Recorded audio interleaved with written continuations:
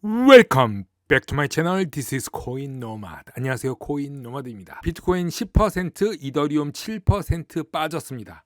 오늘도 중요한 일들이 많습니다. 여왕 이야기, 찰스 3세 이야기, 하지만 CPI 발표와 그에 따른 FOMC 1% 예의까지 나오고 있습니다. 미국 주식시장도 오늘 떨어지고 비트코인도 떨어지고, 뒷부분에 다룰 비트맥스 CEO가 이더리움 병합 안 될 것이다, 못 될 것이다 말하고 있습니다. 왠지 한번 살펴보겠습니다.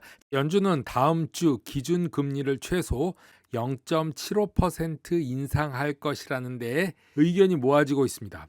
오늘 발표된 소비자 물가 CPI 데이터가 예상보다는 살짝 높게 나와서 인상폭이 더 커야 할 수 있다는 이야기도 나옵니다. 그렇게 높게 나오진 않았지만 그렇게 낮게 나오지도 않았습니다.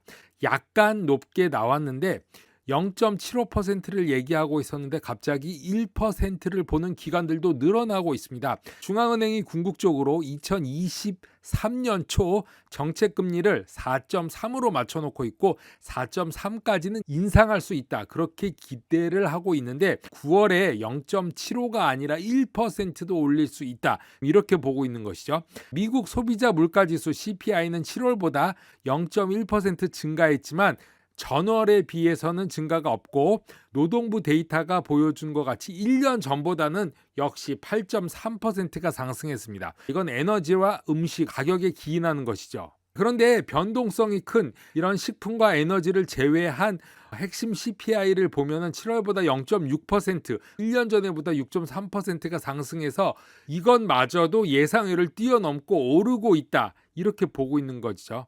모든 것을 뛰어넘고 있다고 보고 있습니다. 아메리베이트의 미국 책임자는 시장이 잘못되어 가고 있는 것을 의심할 여지가 없다라고 말했습니다. 연준은 다음 주 75 베이스 포인트 인상으로 갈 것이지만 그 이상으로 갈 것인가도 염려가 된다라고 말하고 있습니다. 뱅크레이트의 수석 경제 분석가도 중앙은행의 대규모 대차 대조표 축소와 금리 인상, 이렇게 두 가지가 경제 활동을 더욱 위축시키고 고용 시장까지 악화시킬 것이다 라고 말했습니다. 최근에 고용 시장이 점점 낮아지고 있는 게 보여지고 있습니다.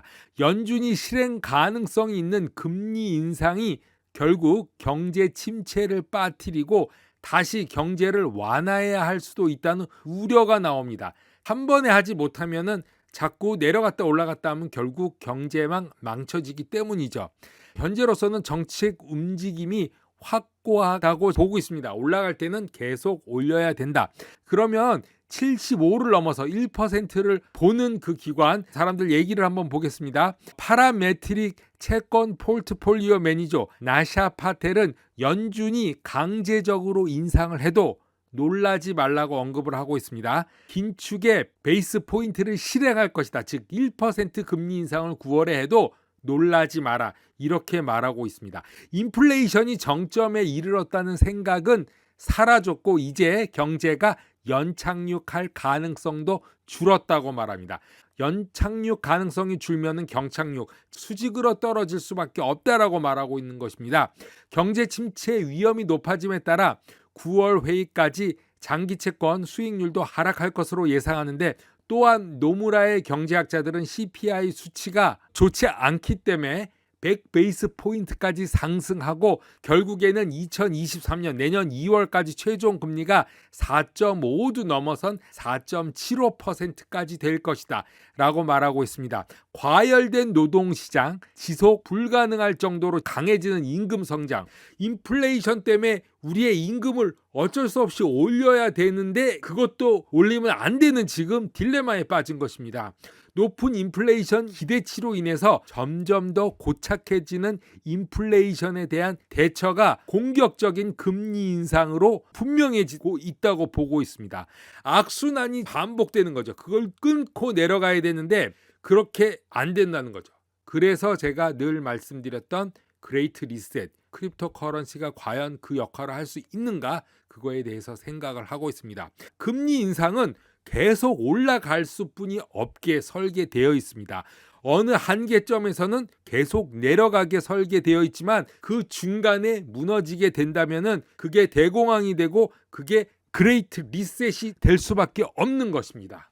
벤클리스 팟캐스트 인터뷰에서 거래소 비트맥스의 최고 경영자 CEO 아서 헤이스가 이더리움이 지분 증명 POS 합의 메커니즘으로 전환하지 않을 수 있다. 이것을 우려한다라고 말했습니다. 굉장히 중요하고 심각한 발언을 했는데 이더리움 7년 동안 얘기해왔던 지분 증명 얘기가 거짓은 아니지만 작동 안 할 수도 있다. 버그가 있을 수 있다. 이제 이런 얘기를 하고 있습니다. 자, 자신과 다른 많은 사람, 합병이 실제로 일어날 것이라고 믿지 않는다라고 말하고 있습니다. 사람들이 합병이 여전히 일어날 것이라고 믿지 않는다는 생각을 여기 앉아서 하고 있다라고 말하고 있습니다.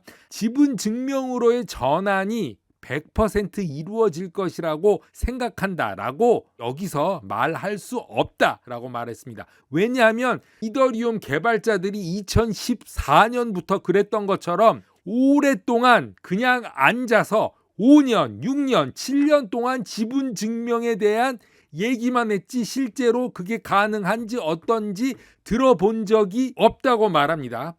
이더리움의 업그레이드가 이루어질 것임을 증명하는 가장 좋은 방법은 지분 증명이 작동하는 방식과 현재 분산 응용 프로그램 DApp이 호환된다는 것을 보여줘야 하는데 현재로서 솔직히 말해서 병합이 일어날 것임을 나타내는 어떤 것도 나에게 보여주지 않았다고 말합니다. 내가 본 적이 없고 그런 말만 해왔다는 것이죠. 7년 동안 기본적으로 지분 증명을 보여주고 어떻게 작동하는지 보여주고 다른 응용 프로그램과 이전에 동일하게 작용하는 것을 보여주고 생각하지 못한 버그가 없다는 것을 보여주고 극단적일 경우 작동 안 할 수 있다는 것까지 보여주고 그래야 되는데 작업 증명 POW로 돌아가기 위해서 결국에는 하드포크가 필요할 수도 있는데 그런 거에 대한 것은 언급을 안 했다는 거죠. 나에게 보여줘야 알 것이 아니냐 이렇게 말하고 있습니다. 참 황당한 얘기를 하고 있는데 그러면 이게 거짓인가요? 실제로 일어날 수 있을 때까지 전환이라는 것을 나에게 증명해야 되는데 아무도 이걸 증명하지 않는다.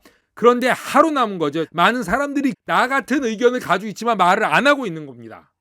코인 노마드 오늘은 여기까지 하겠습니다. 감사합니다.